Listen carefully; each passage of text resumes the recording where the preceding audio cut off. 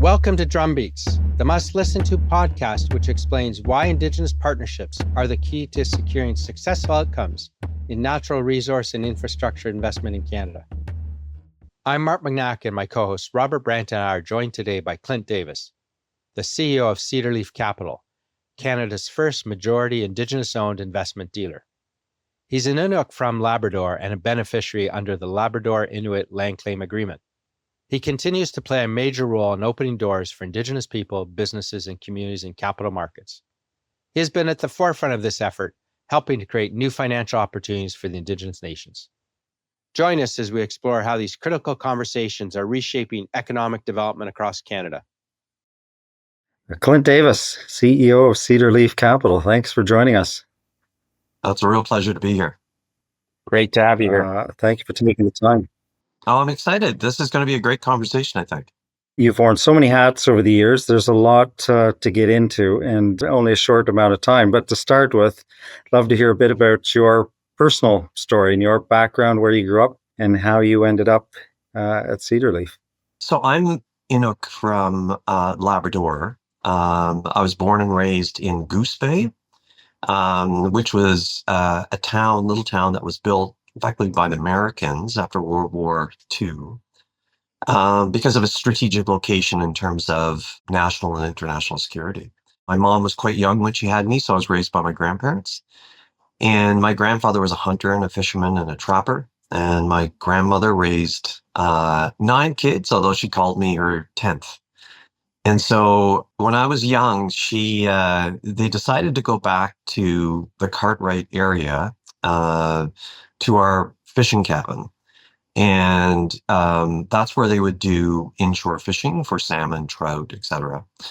And it was funny because you know, when I learn about cottages here in Southern Ontario, people, complain about the drive. And when you get to their cottages, they have stainless steel appliances and they have, people get upset about the internet, or you need to have at least 2 televisions.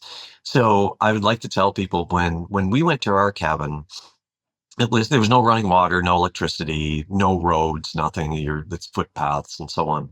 And we would have to get on a ferry from Goose Bay, and it was 24 hours to get to Cartwright, which is a village of about 300 to 400 people. And then get in a speedboat, which is like a fishing boat, to go another hour to get to our cabin, where there was, you were it, and maybe a couple of other families sort of in the woods, right? And it was fishing. There was no hunting. It was primarily fishing and berry picking. And you were sort of really one with nature. And so at the time, we would have a lot of family there. It was exciting. It was fun. As I got older, when you're 13, 14, it was hard work. Like, I had to cut wood, you had to collect wood, you had to go fishing, you had to check nets, etc.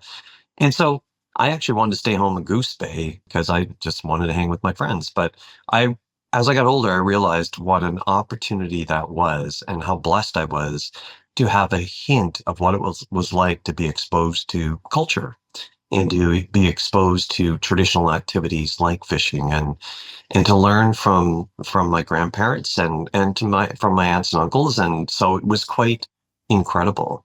I was the first person in my extended family to get a degree. Education was important to my grandmother. She had grade 10, I believe, and my grandfather had grade 6. I was kind of good in school, and, my grandmother wanted me to be, independent. She said, get a job, care for your family if you have a family, and don't live with me when you're 40. And so I decided that, school seems good. And I hooked into my cousin because he was sort of on that trajectory. And as luck would have it, I ended up, getting accepted to go to business school, from there, law school. And after a period of time, I ended up going to Harvard, all because it was rather serendipitous. You cross paths, Rob, and you know this, with the right people at the right time. I'd like to tell people that I'm probably an example that Harvard has a sense of humor, but I had a buddy of mine who did the Kennedy School program, the Masters of Public Administration, and said that this is something you should really consider. And that's what I did, and it was life-changing for me. Beautiful, beautiful. And did your grandparents, are they alive today? Did they live to see you their boy attend Harvard? My grandfather had passed when I was actually in law school, and my grandmother did live to see me graduate, and she was there in Cambridge, and it was just so exciting. She was funny though when she came to all my graduations. So business school, she was so excited. Then I went to law school. She couldn't believe it. And then when I went to Harvard, she was like, "Well, do you think you've been in school long enough?" And so she was trying to be very pragmatic. I was trying to figure out, where's this guy going to land in terms of a job. But listen, she was over the moon to have that experience, and I was more than proud to share that with her. The way you talk about it, it sounds like a lot of those values that were instilled in you are still with you today, and maybe govern how you operate at a senior executive role. Can you talk a little bit about some of those values and how they have influenced your professional career? Yeah, it's a great question. And Rob, to be quite honest with you, just a couple little bits of insight, right? Which I'm sure you probably went through as well. But when I went to business school, there was two big things that really stood out for me. One was I met so many people who didn't have any Indigenous ancestry. And I was kind of shocked. In Goose Bay, the representation of Indigenous people is like 25%, right? So you had the First Nation people being the Innu were present. It's their traditional territory. And so many people who are Inuit and of Inuit ancestry, everyone kind of gravitated to Goose Bay for work, right? So came from the coast and went to work.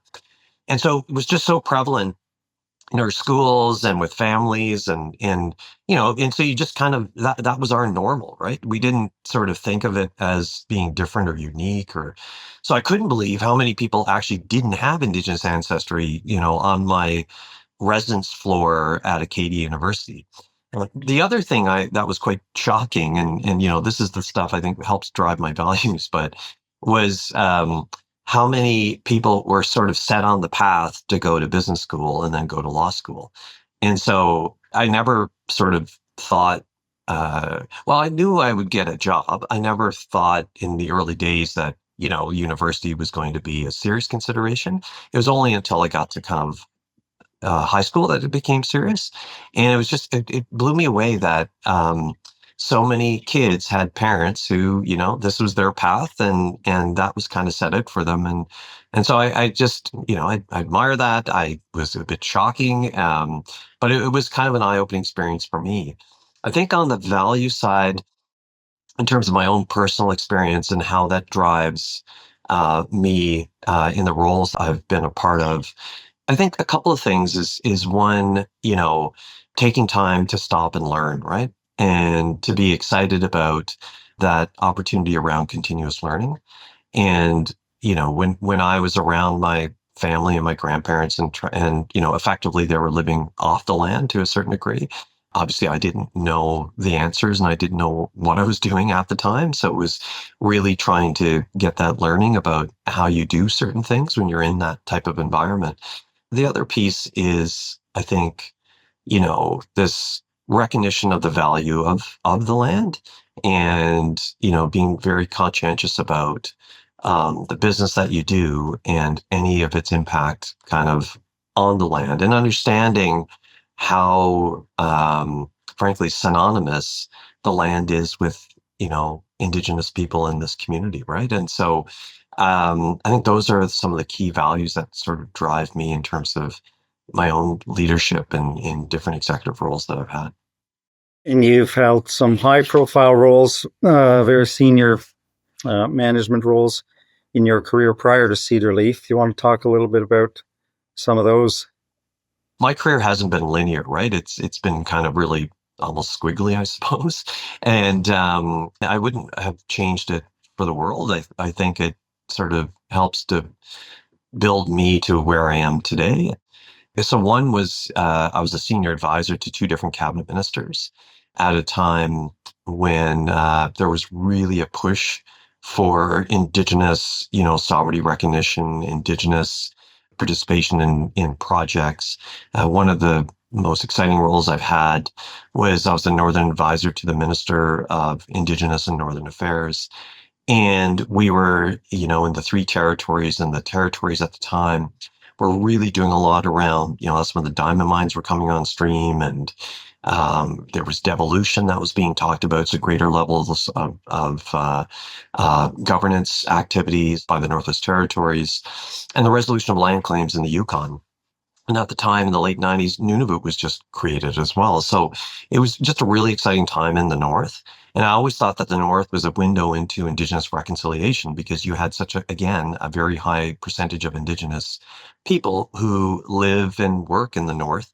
And it was common knowledge that Indigenous people were becoming like the premiers and cabinet ministers and so on, right? So it was really that window into what I think is starting to materialize here in Canada. I had the pleasure of being the CEO of the Canadian Council for Indigenous Business. Had a chance to really work with a great team and a great board to kind of build its profile, and to really, I think, influence the narrative on the importance of Indigenous business to this economy. That's a great organization. I had my first summer job there about 40 years ago. I think there were two people. Yeah, it has longevity, right? It really was ahead of its time. And, it took the vision of a couple of key Indigenous and non-Indigenous leaders, corporate leaders, to say that something has to happen, because we cannot have such a significant, important part of the population of Canada being completely disenfranchised from participating in the economy. And so it was such a beautiful organization in terms of its mandate, its purpose of being. And the honor of being the CEO there was quite something. And today, Cedar Leaf, an exciting new organization with some high-profile shareholders. What is Cedar Leaf, and where's the genesis for that? Rob, it's a great story. It actually started about 2.5 years ago, and it was a pull from the market. So it wasn't, coming from the Indigenous business leadership at the time, or from one of the major financial institutions or anything of that nature, but it was a major resource company in Canada, and they were issuing securities bonds in the United States.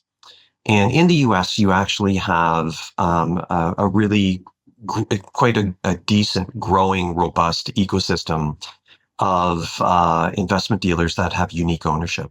And so that ownership represents minorities from African American, Latino American, as well as and tribal, as well as women, veterans, people with disabilities. And so these are investment dealers that bring a unique perspective to syndicates, as well as opening up new avenues for investors. And so many of the companies that, or Canadian companies that actually issue in the United States, have used these minority dealers. And so this resource company asked the question as to whether or not anything like that existed in Canada. And if so, if it was Indigenous, that they would give serious consideration to working with that company. And so that was expressed to Scotiabank. And so Scotiabank did some research, realized very quickly that, in fact, there wasn't any type of dealer that had that unique ownership.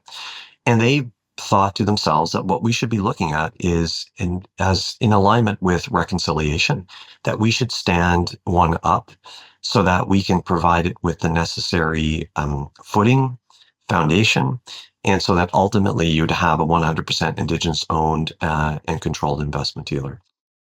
So I came on board and was asked to, assist in this particular endeavor.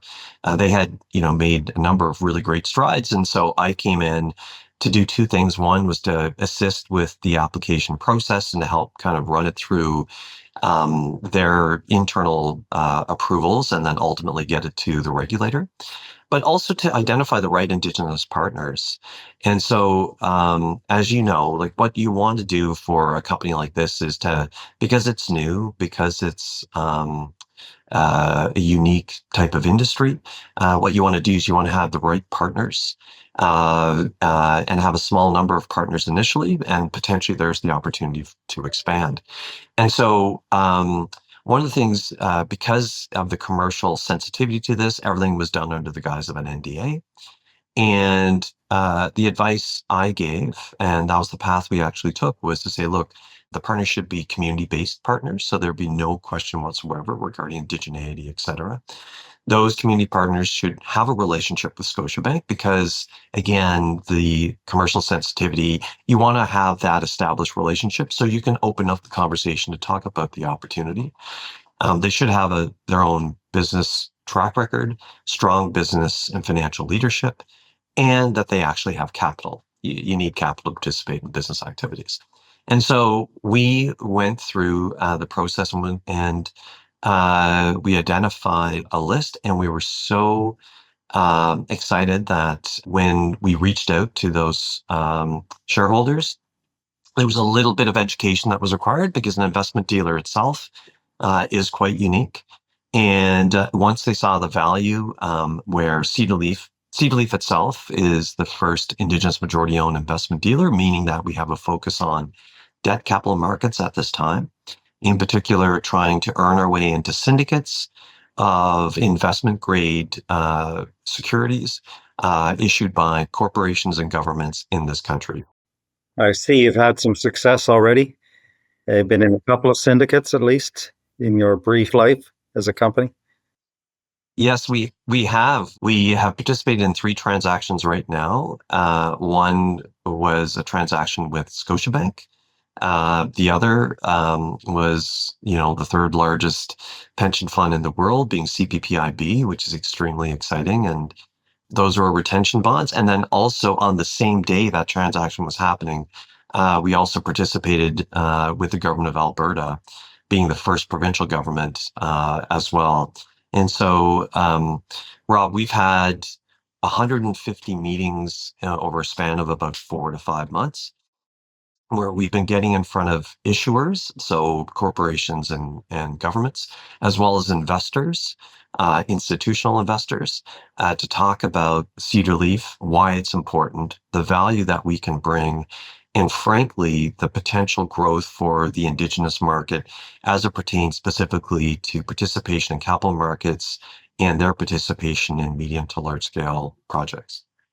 So do you think, the idea was pushed up from the States to take a look at, and Canada is usually ahead on some of these items, but now I think there's a bit of a snowball effect because I think there's a number of firms looking at this opportunity, and the profile of these issues, I think, is higher in Canada now. Is that correct from your perception, Clint, or how do you see this developing? So what I think is exciting is we certainly have shone a light on why it makes sense, and the natural progression for Indigenous business is to look at capital markets as a way to meet their own sort of business and financial goals. It's already been happening anyway. You've seen the ownership position by the Haisla in the LNG terminal. You've seen tons of activity with many Indigenous communities on transmission lines in Alberta and certainly, in Ontario. And those are medium to large scale projects, right? And we are talking about equity positions, and a number of different utility based companies have already talked about the need to have, and all of their projects moving forward will include Indigenous equity. In fact, in September, DBRS generated a report which talked about, the growing participation of Indigenous people in capital markets, some of the tools that currently exist as it pertains to loan guarantee programs and so on, and how they anticipate that this is only going to grow as time goes on, and certainly with a focus on infrastructure, natural resources, critical minerals, and energy generation and transmission in this country. And so we're a part of this new kind of, or a part of Indigenous participation along the financial services spectrum, right? Like, I think it started with First Nations Bank. Then you saw the First Nations Finance Authority, which, Rob, I know you know exceptionally well. Then you saw the creation of 2 really cool funds, such as Raven Venture Capital Funds, for which I was on the investment committee, and then also the Indigenous Prosperity Fund.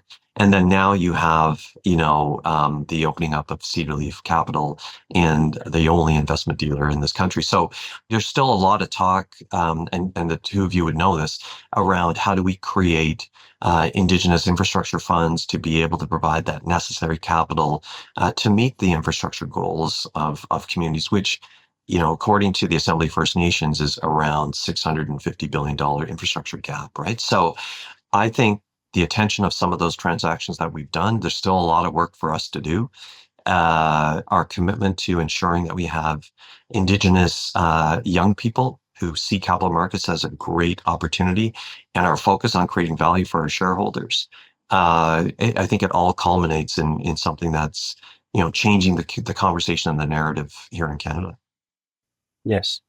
Really fascinating what's happening in Canada, and it's sort of unique in the Indigenous world outside of Canada. What's happening in Canada is special, and you're coming to our summit, our second annual Canadian Indigenous Investment Summit in London in April.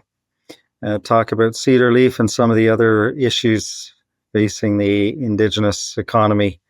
What do you hope to get out of the summit? Well, first of all, I do want to commend you for your vision and your commitment and your focus on putting this together.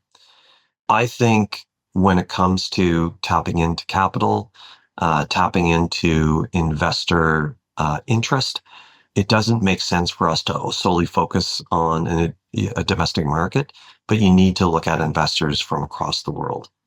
And so I think it's wonderful that you're doing that. And I think, as you said, Canada is quite unique when it comes to Indigenous participation, where it's now just probably a normal course of business, and that didn't exist 10 to 20 years ago. And so what I'd like to see come out of this, to be quite honest with you, is to build some relationships with investors, to be able to talk a lot about this growth of Indigenous capital through economic activity, through the resolution of land claims and grievances, and through other sort of revenue generation that communities are starting to have. We think that there's, in excess of about $50 billion that currently exists with a trajectory of growth that's going to be significant. And this capital represents new capital for investors to consider taking on and managing. We have a bit of a line of sight there. And so I think having that conversation with them, as well as talking about some of the activities that are happening where they can deploy capital for investment, is also really exciting. And the one thing, though, Rob, that clearly Cedar Leaf is across the country. But there is one area that is also very close to my heart, because I am from where I am, which is the north. And it's just to really consider opportunities around investment in the Arctic. There's a lot of conversation that's happening right now. In fact, the three premiers of the three territories in Canada are remaining in Washington, D.C. Today to have discussions around Arctic security. There's a lot of attention on what a developed Arctic in Canada actually looks like. And with the changing climate that we're seeing, there is that potential to open up a new passageway through the Northwest Passage for shipping. And so I think there's a tremendous amount of activity, and it requires investors with that long-term view and that commitment to build in a way that and support investment in a way that's engaging with Indigenous communities and ensuring that that benefit actually resides with those communities as well, being impacted. So, Clint, when you were serving as CEO of the Canadian Council for Indigenous Business, what was one of your proudest achievements, or one of the things you felt was most important to take place at that time? So when I joined in 2007, I believe 2008. One of the things that I really thought was quite interesting, particularly with other sort of advocacy organizations or business councils or organizations of that sort, was the amount of and the volume of research that they put together based upon a particular issue that we're focused on. And so the one thing I noticed, just based upon the work I was doing, was there wasn't any real credible research on what was happening with Indigenous business and our contribution to the economy at that time. And so when you look at stories in the press, a lot of it was around the plight of Indigenous people, the social ills that exist, how we rank kind of the highest when it comes to, challenges anywhere from suicide to health concerns, low levels of education, and so on.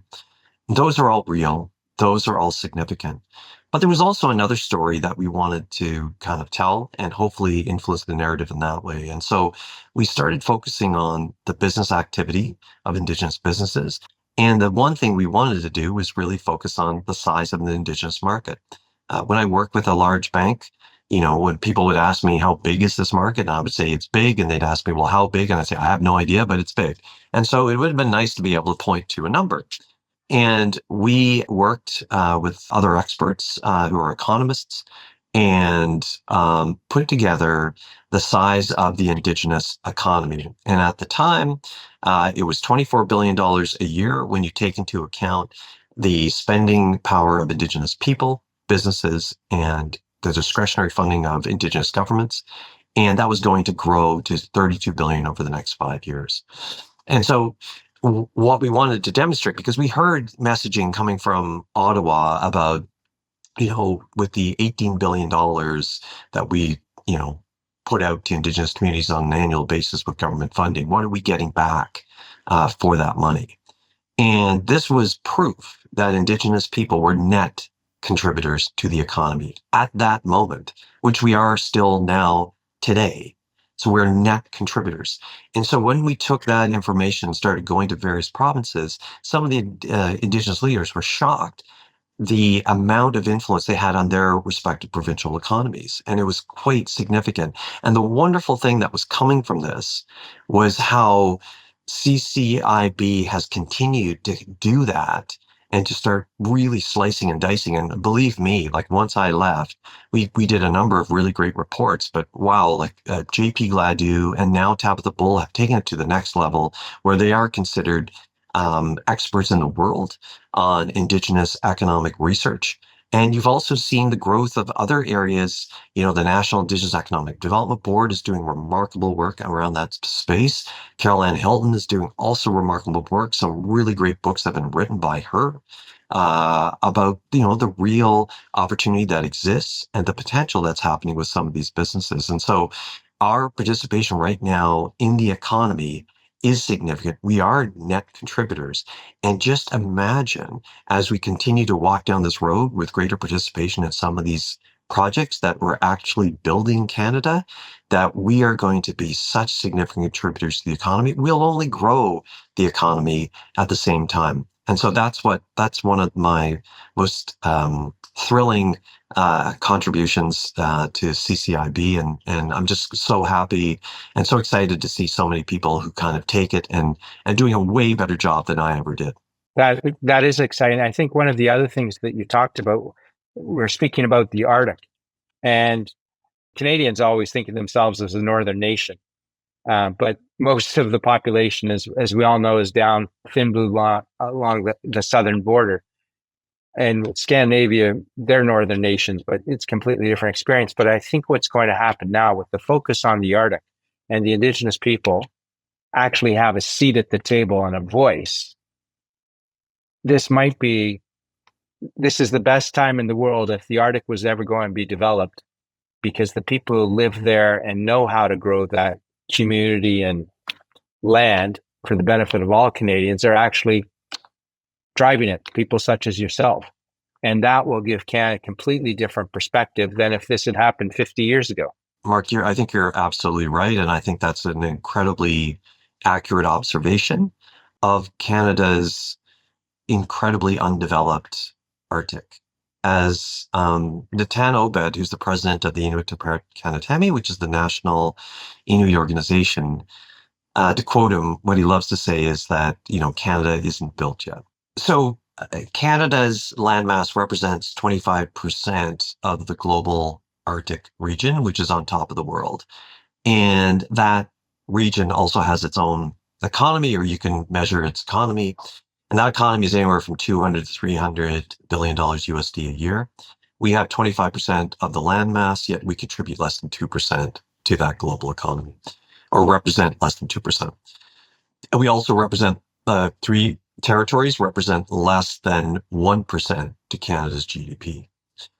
In light of what's happening now, from climate change to Arctic security to geopolitical uncertainty to now political uncertainty, which exists on the continent, there are a lot of eyes on the North, and the people who are there front and center, who really support and are very proud Canadians and want to see responsible development happening in the North, but done in a way that's, in the best interests of all Canadians, and then having a positive impact and a sustaining impact on people in the North. That would include Inuit First Nations as well, the Dene people, as well as Métis, and Northerners who have lived there for many, many decades. Really, the time is now to have that impact and to be able to make that investment and to ensure that, we are able to get a standard of living, and we can actively assert our sovereignty and establish that level of Arctic security and national security that needs to exist within this country. I think it starts with ensuring that you have ongoing patrolling and security that exists on the shipping side. We need to have more ports for refueling in the Arctic. There's been a lot of talk about Nanisivik, which is a former military base, and sort of repurposing that for a fuel stop. And that discussion has been going on for decades. So it's time to get moving on that. And we need to be able to demonstrate that these waters for the Northwest Passage are Canadian waters. And so I think this is just a tremendous opportunity for investors globally to be able to make that contribution and to create a Canada that, where everyone benefits. Great. We could continue this conversation. It's been really engaging. And, this whole discussion about the Arctic, maybe we'll have a little section on at the summit to talk a bit about that. Clint, thanks again for taking the time to speak with us. Your grandparents, I'm sure, looking down and very, very proud of all you've accomplished and all that's to come, which you represent your people, all Indigenous people and Canadians generally, very, very well. So thank you. Thank you again, and the best of luck with Cedar Leaf Capital. And look forward to seeing you in London in just a few weeks. Thanks so much, Rob. That means a lot coming from you. You represent incredible intelligence, strong work ethic, someone who's connected to culture, community, and really committed to doing something positive in this country. So needless to say, the work that you want to do in this country, we're lucky to have you to be able to bring all that experience and expertise to us. I'm really excited about the opportunity to see the two of you in person and to meet other participants at this summit. I think a summit like this is a long time coming. I think there's real tangible benefits that will come from it. And I'm really honored to be a part of it. So Nakumik, thank you very much.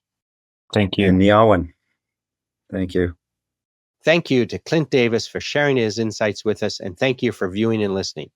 Be sure to share, subscribe, and leave a review on your favorite podcast channel. Mark your calendars for the upcoming 2025 summit taking place on the 10th of April.